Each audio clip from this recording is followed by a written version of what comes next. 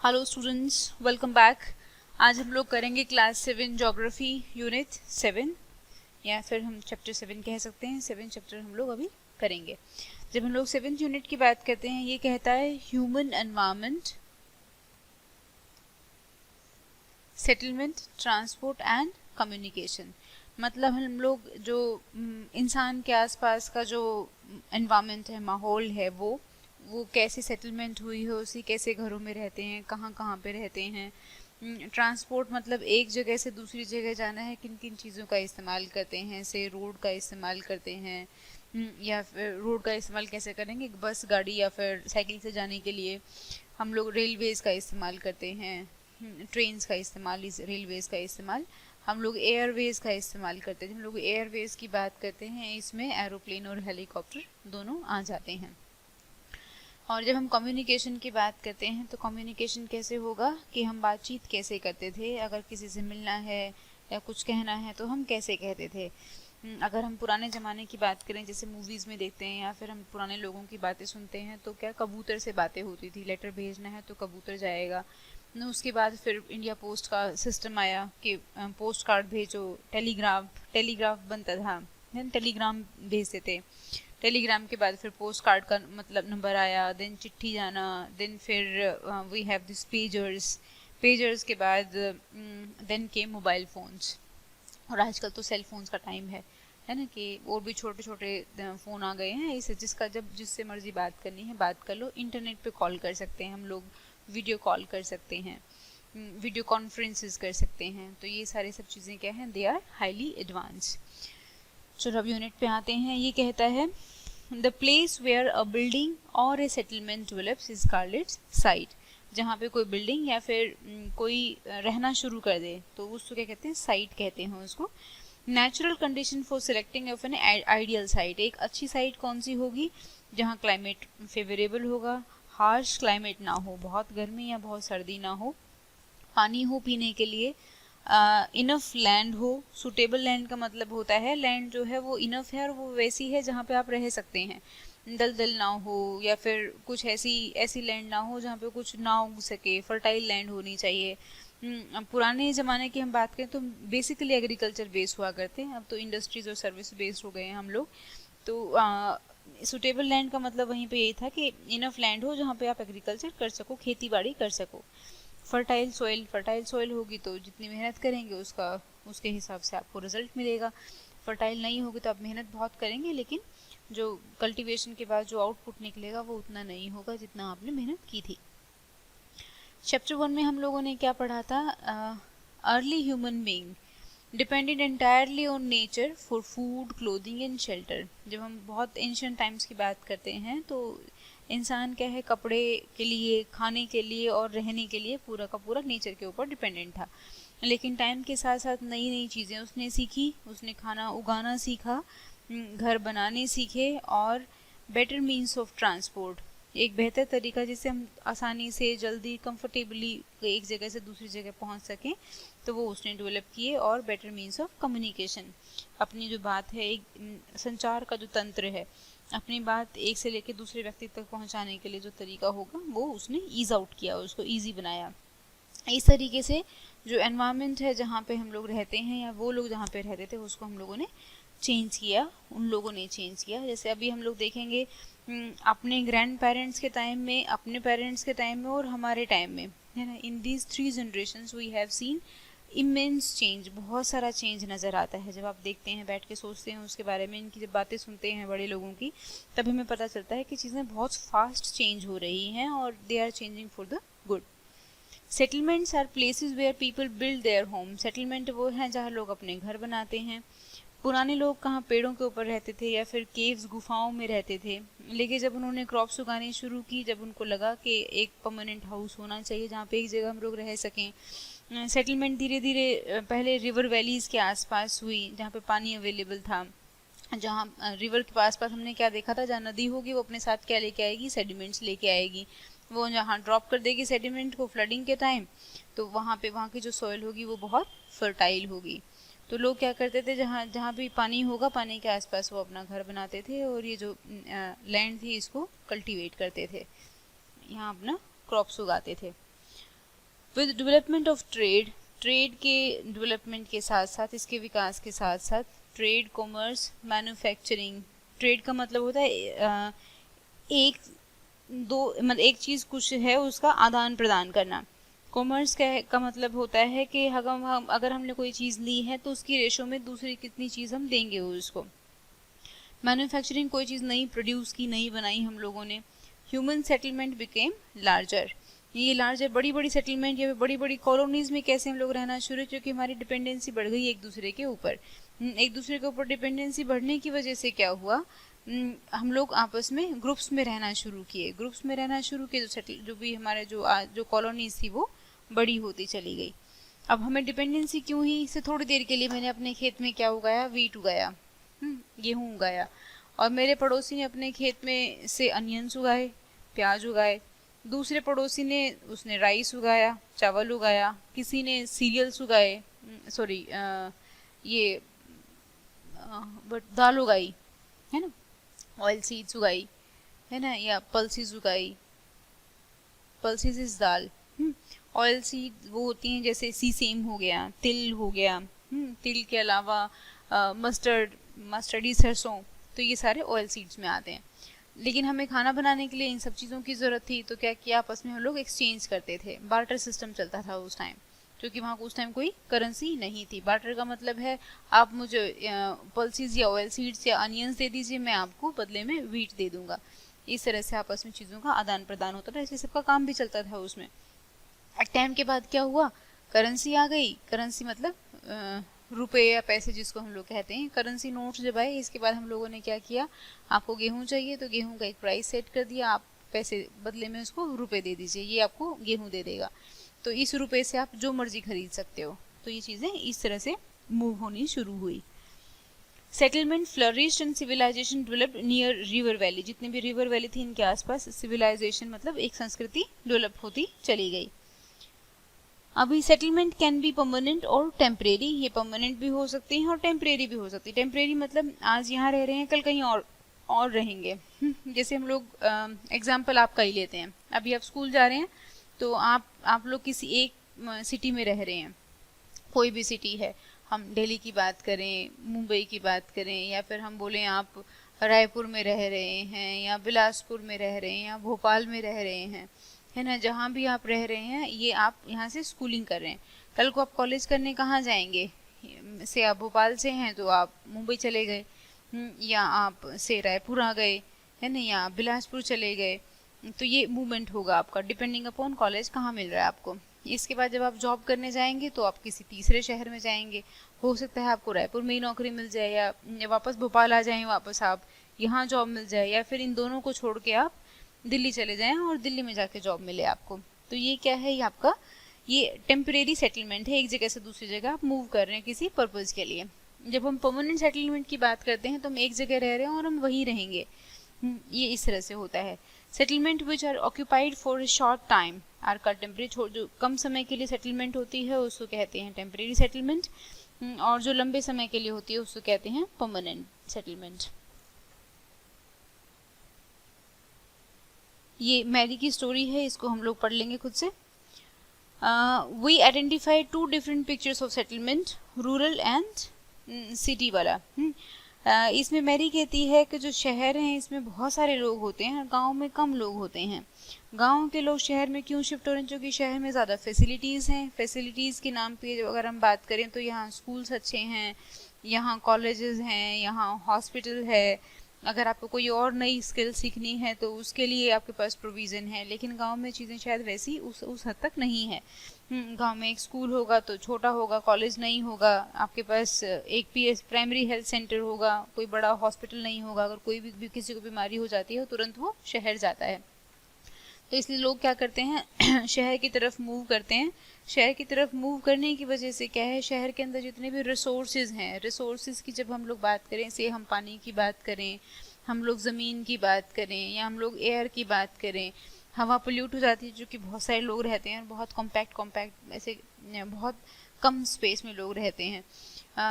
Land जगह की कमी हो जाती है, पानी है ये तो कम हो जाता है, या किसी किसी कॉलोनीज में ख़त्म हो जाता है, जो है तो फिर वो पोल्यूट हो जाता है, क्योंकि लोग बहुत सारे, इंडस्ट्रीज बहुत है वहाँ पे।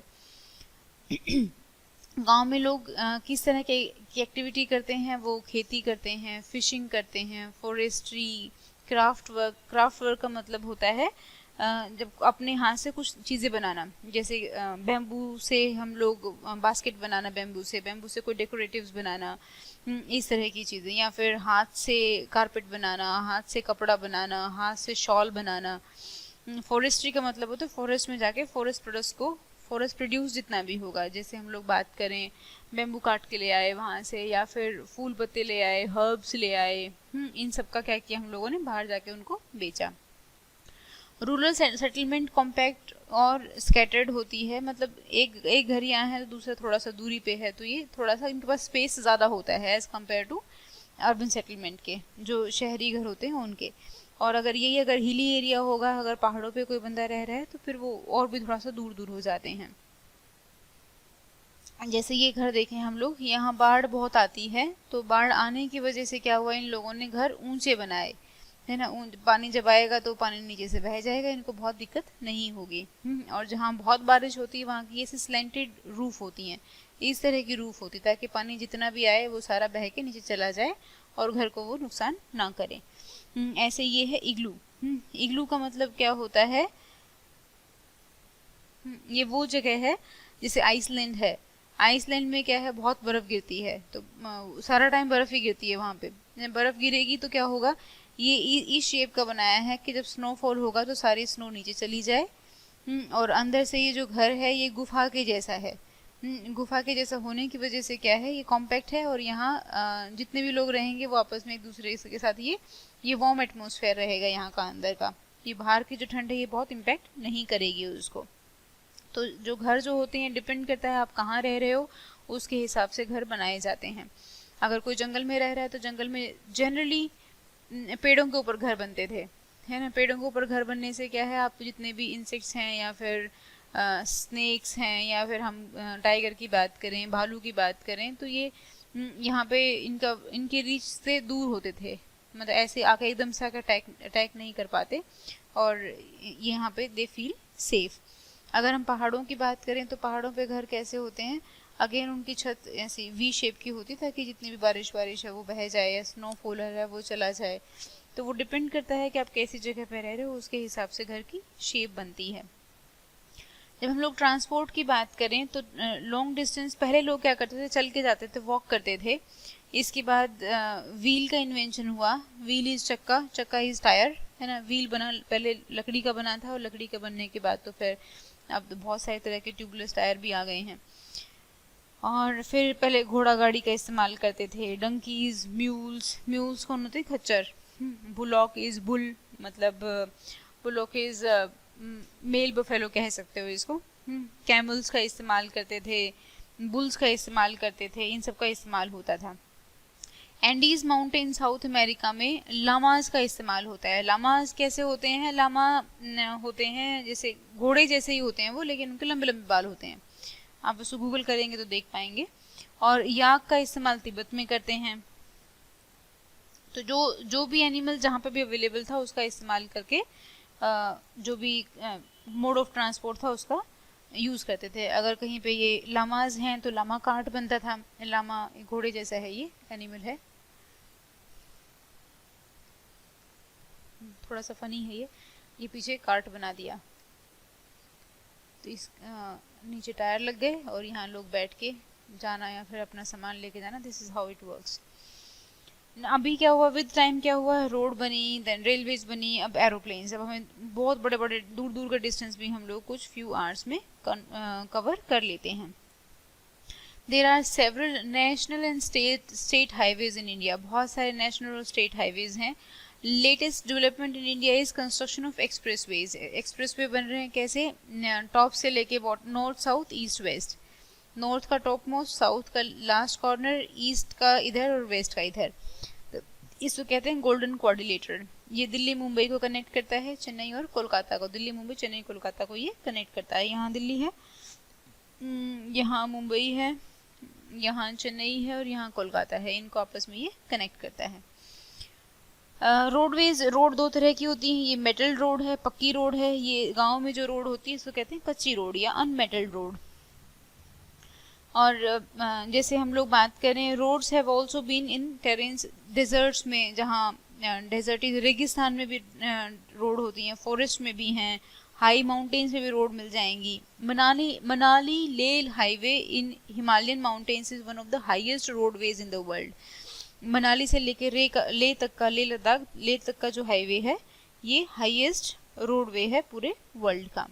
Roads build underground are called subways और अंडरपाथ। जो ऐसे जमीन के नीचे नीचे कोई रोड जाता है तो क्या कहते हैं, सबवे या फिर अंडरपाथ। ये बहुत सारे देखे होंगे आप लोगों ने ना, अगर किसी पहाड़ी इलाके में जाएंगे तो पहाड़ को काट के केव जैसा रोड बना देते हैं, तो इसको कहते हैं अंडरवे, सबवे या फिर अंडरपाथ। फ्लाईओवर्स बनाए जाते हैं टू ओवर रेल स्ट्रक्चर। एक रोड जा रही है तो इसके ऊपर एक फ्लाईओवर बना दिया। यहाँ से एक बार जो कुछ ट्रांसपोर्टेशन, कुछ जो ट्रैफिक होगा वो नीचे से जाएगा, कुछ ट्रैफिक ऊपर से जाएगा। कभी कभी क्या करते हैं कि अगर से यहाँ से एक रेलवे लाइन है ना, ये जा रही, तो इसके ऊपर से ये रोडवेज बना दिया तो किसी को भी रुकना ना पड़े रेल की वजह से। तो ये इस तरह कोई भी मिसहैपनिंग ना हो, इधर भी रोडवे इधर भी रोडवे, ऐसा भी होता है।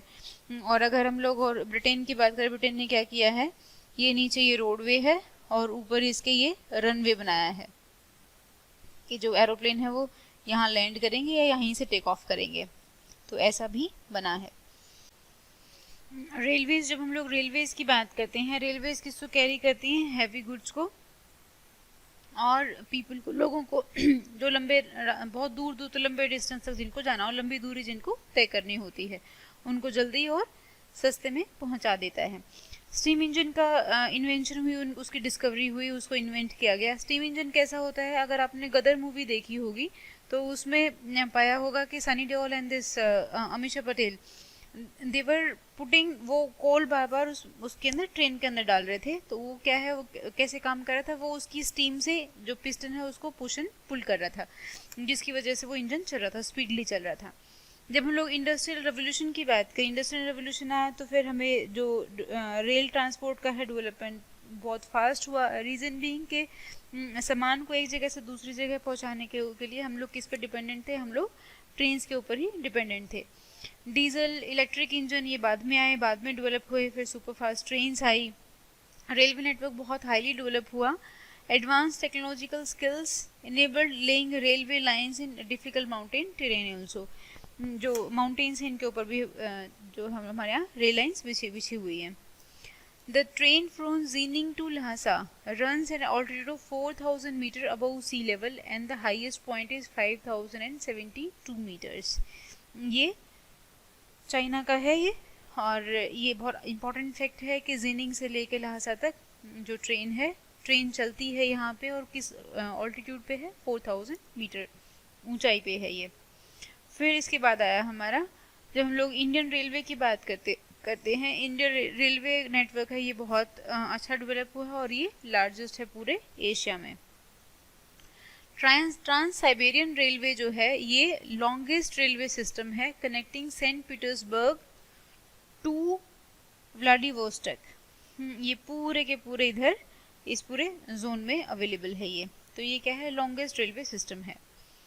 वाटरवेज की हम लोग बात करते हैं तो वाटरवेज क्या दो प्रकार के होते हैं, इनलैंड और सी रूट। इनलैंड का मतलब है जो नदियों से या फिर अंदर से जो जाता है, this is called inland route, और सी का जो समुद्र के अंदर से जाता है उसको कहते हैं सी रूट। नेविगेबल रिवर्स, ऐसी रिवर जिसके अंदर हम लोग शिप या स्टीमर, या शिप तो खैर नहीं चला पाते हम लोग, स्टीमर चला पाते हैं या बोट चला पाते हैं। And lakes are used as inland waterways, lake में भी चलाते हैं हम लोग स्टीमर्स या ship. Some of the important inland waterways are Ganga Brahmaputra river system, Ganga और ब्रह्मपुत्र में ये चलते हैं। Great lakes in North America and river Nile in Africa, यहाँ पे चलते हैं ये इनलैंड वाटरवेज। अभी इनका धीरे धीरे चलन कम होता जा रहा है, जैसे जैसे अगर हम देखेंगे तो रोड सिस्टम बहुत हाईली डेवलप्ड हो गया है। रोडवेज के अलावा एयरवेज या रेलवेज, उनका हम ज़्यादा इस्तेमाल करते हैं। ये जो कि बहुत स्लो होता है और थोड़ा सा कॉस्ट इफेक्टिव भी नहीं है कंपैरेटिवली, वैसा देखेंगे तो। जो बहुत पेरिशेबल गुड्स हैं, पेरिशेबल जो बहुत जल्दी ख़राब हो जाते हैं, जैसे हम लोग बात करें न्यूज़पेपर की, न्यूज़पेपर का जो रिक्वायरमेंट है, जो वैलिडिटी है, वो सिर्फ उसी दिन तक है। उस दिन के बाद क्या होगा, वो उसकी कोई वैल्यू नहीं रहती, वो ख़त्म हो जाती है उसकी वैल्यू, इसलिए उसको पेरिशेबल गुड्स में लेके आते हैं। दूध हो गया, milk and milk products, milk and milk product, जो दूध से बनी जितनी चीज़ें हैं वो जल्दी ख़राब हो जाती हैं। हम लोग वेजिटेबल्स की बात करें, फ्रूट्स की बात करें, सब जल्दी ख़राब हो जाते हैं। तो इनके लिए जनरली प्रेफर किया जाता है या तो हम लोग एयरवेज का इस्तेमाल करें, या हम लोग रोडवेज का इस्तेमाल करें, या फिर एक्सप्रेस रेलवेज का इस्तेमाल करें।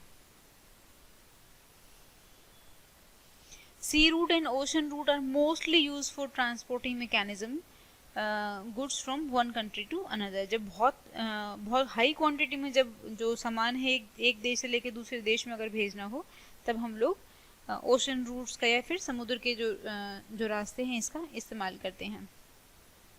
These routes are connected with ports. ये जो एक, जैसे हम लोग एयरपोर्ट की बात करते हैं, एयरपोर्ट जैसे रायपुर से लेके हमें जाना है कोलकाता, तो हम लोग क्या करेंगे, यहाँ से फ्लाइट पकड़ेंगे एयरपोर्ट से और कोलकाता एयरपोर्ट में जाके हम लोग लैंड करेंगे।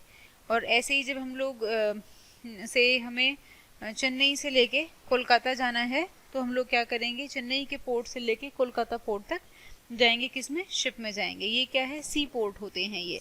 यहाँ से शिप पकड़ेंगे और यहाँ जाके हम लोग उसको यहाँ से वो करेंगे, हम मतलब यहाँ उतरेंगे और यहाँ उतर के हम जो भी काम करना है वो काम करेंगे, जो भी गुड्स है यहाँ उनको डिसएम्बार्क कर लेंगे। Some of the important ports of the world are Singapore, Mumbai, ये एशिया में है, न्यूयॉर्क, लॉस एंजलिस, ये नॉर्थ अमेरिका में है, रियो डी जेनेरियो, ये साउथ अमेरिका में है, डर्बन एंड केप टाउन, ये अफ्रीका में है, Sydney Australia, London and Rotterdam, ये यूरोप में है। आई वुड हाईली रिकमेंड कि एक बार हम लोग वो देख लें, मैप देख लें, वर्ल्ड मैप देख के इन सारी की सारी सिटीज़ को लोकेट करेंगे तो हम कभी भी इनको नहीं भूलेंगे। तो इसको जैसे ही आपको समय मिले, बेटर हुआ कि वीडियो ख़त्म होते ही तुरंत हम लोग वर्ल्ड मैप निकालें और इसको देख लें। हार्बर और पोर्ट में डिफरेंस होता है, ये दोनों आपने सुने होंगे, हार्बर और पोर्ट। जब हम लोग हार्बर की बात करते हैं, ये मैन मेड भी हो सकता है और ये नेचुरल भी हो सकता है। feature connecting a piece of land with a large water body that is mainly used to provide shelter to ships। ये शिप्स को रखने के लिए एक जगह होती है, जैसे हम लोग गैराज का इस्तेमाल करते हैं। गैराज क्या करता है, ये कार्स स्टोर कर रखने के लिए होता है। और जैसे हम लोग हैंगर की बात करते हैं, हैंगर किस लिए होता है, ये एरोप्लेन्स को पार्क करने के लिए होता है, या हम लोग एरोप्लेन पार्क करते हैं। ऐसे हार्बर किसके लिए है, ये शिप्स को पार्क करने के लिए होता है।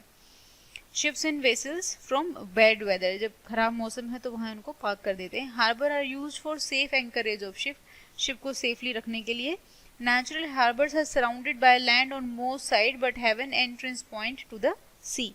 जो नेचुरल हार्बर जो होते हैं उसमें ये ऑलमोस्ट सी शेप जैसा होता है, ये बाकी डिफर करता है, वेरी करता है। हम पोर्ट्स की बात करते हैं, ये कमर्शियल प्लेसेस होते हैं, ये कोस्ट लाइन के साथ साथ, एक समुद्र के किनारे के साथ साथ, जिसको हम लोग इंपोर्ट और एक्सपोर्ट करने के लिए यूज़ करते हैं। मतलब एक देश से लेके दूसरे देश में सामान लाना और लेके जाना। सामान लाना इज कॉल्ड इम्पोर्ट, इम्पोर्ट, इम मतलब अंदर आना, इन से इम मान लो। एक्सपोर्ट इज यहाँ से दूसरी जगह भेजना, एक्स बाहर भेज देना। Cargo, goods in cargo, cargo होता है बहुत सामान, इज कॉल्ड कार्गो। एक देश से लेके दूसरे देश में भेजना है तो हम पोर्ट्स का इस्तेमाल करते हैं।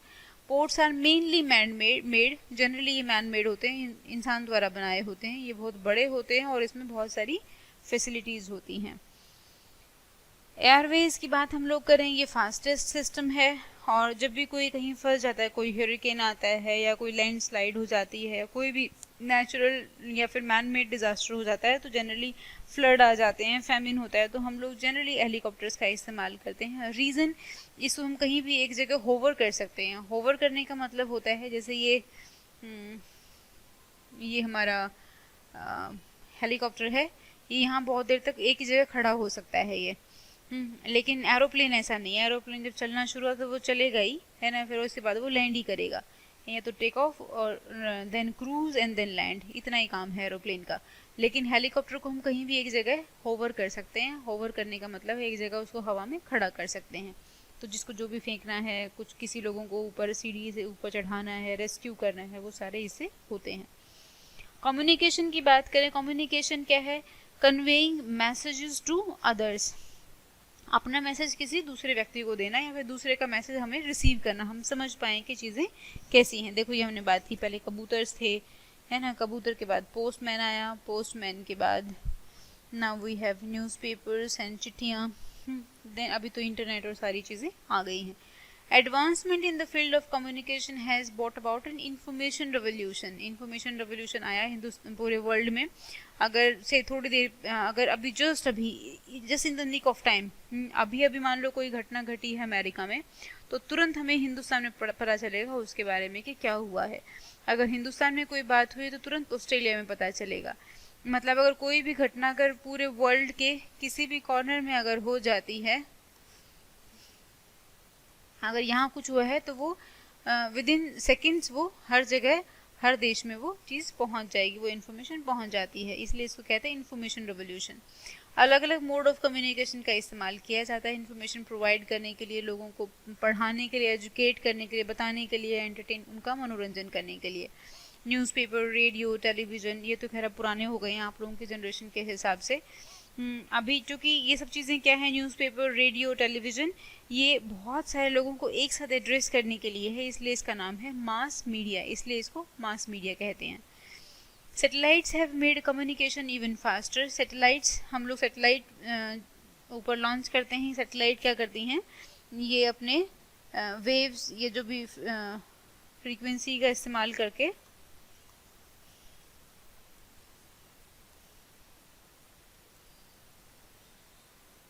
it makes things easier, it makes it easier to contact। अगर हम मूवीज़ देखें, इंग्लिश मूवीज़ देखोगे तो आप क्या पाएंगे कि अगर मान लो कि कोई व्यक्ति कहीं एक जगह से कहीं चला गया है, तो उसको अथॉरिटीज़ क्या करेंगी, अमेरिकन अथॉरिटी, यूरोपियन अथॉरिटीज़, उसका एक एक सेकंड वो ट्रेस करते हैं कि वो अब कहाँ गया, कहाँ से ट्रेवल कर रहा है, कहाँ ट्रेवल कर रहा है, वो उसको हर चीज़ उनको नज़र आती है। ये कैसे होता है? Through satellites. अगर आप अपने किसी भी रिश्तेदार या किसी फैमिली मेम्बर से अगर आप बात कर रहे हैं, किसी भी व्यक्ति से अगर आप बात कर रहे हैं थ्रू से हम फेस टाइम, या फिर हम बोलें थ्रू क्या कहते हैं, वीडियो कॉलिंग, तो ये सब भी कैसे है, फिर थ्रू नॉर्मल वॉइस कॉलिंग, तो ये सब भी क्या है, थ्रू सैटेलाइट होता है। ये सब चीज़ें सैटेलाइट के थ्रू होती हैं। Satellites have helped in oil exploration. यहाँ सैटेलाइट से हम पता कर लेते हैं कहाँ कहाँ तेल है ना, पेट्रोलियम, फॉरेस्ट का कितना एरिया है, कहीं कुछ परेशानी तो नहीं है, आग कहाँ कहाँ लगी है, कंट्रोल कैसे करेंगे उसको, उस स्ट्रेटेजी बना सकते हैं देख के। धरती में अंडरग्राउंड वाटर कितना है, जो अंडरग्राउंड बोले तो धरती के अंदर कितना पानी है, कहाँ कहाँ कौन कौन सा मिनरल अवेलेबल है, वेदर फोरकास्ट, कल बारिश होगी कि नहीं, सूरज निकलेगा कि नहीं निकलेगा, डिज़ास्टर वार्निंग, सुनामी आने वाली है या फिर अर्थक्वेक आ सकता है, इस तरह के जितने भी डिज़ास्टर हैं इनके बारे में वार्निंग, ये सब कैसे करते हैं हम लोग, सैटेलाइट्स के थ्रू। ये सैटेलाइट कौन सी हैं? ये आर्टिफिशियल सैटेलाइट्स हैं। आर्टिफिशियल सैटेलाइट जो इंसान ने बनाई है। और नेचुरल सैटेलाइट कौन सी है? नेचुरल वो है जैसे मून, जो प्राकृतिक हैं जो। Now we can send electronic mails, emails, wireless telephonic communication through cellular phone, ये बहुत पॉपुलर हो गई हैं। Internet not only provide us with world wide information and interaction, ये लेकिन इसने has made our lifes more comfortable, हमारा जीवन में बहुत कंफर्टेबल कर दिया है। जैसे आज खाना बनाने की इच्छा नहीं है तो हम लोग क्या करेंगे, नेट पे ढूंढेंगे, स्विगी का नंबर है ना, स्विगी को फ़ोन करेंगे और वो हमारे घर में खाना ड्रॉप कर देगा। या फिर हम किसी भी ABC रेस्टोरेंट कॉल करेंगे और वो हमारे घर खाना डिलीवर कर देंगे। इससे हमारी क्या है, लाइफ बहुत कंफर्टेबल हो गई है। अभी हम रेलवे टिकट या फिर एयर टिकट या सिनेमा हॉल्स की टिकट, ये सारे के सारे काम अपने घर में बैठे कर सकते हैं। शॉपिंग करनी है घर में बैठ के कर सकते हैं। ये this is a map, world map for sea port and airport. Sea port और एयरपोर्ट के लिए वर्ल्ड मैप है, इसको आप देख लेंगे एक बार। इनके बारे में काफ़ी कुछ हम लोगों ने देखा है, पढ़ा है, तो वो सब चीज़ें एक बार इसको देख लीजिएगा। बस इसके सारे यूनिट फिनिश हो जाती है। Thank you so much for your time.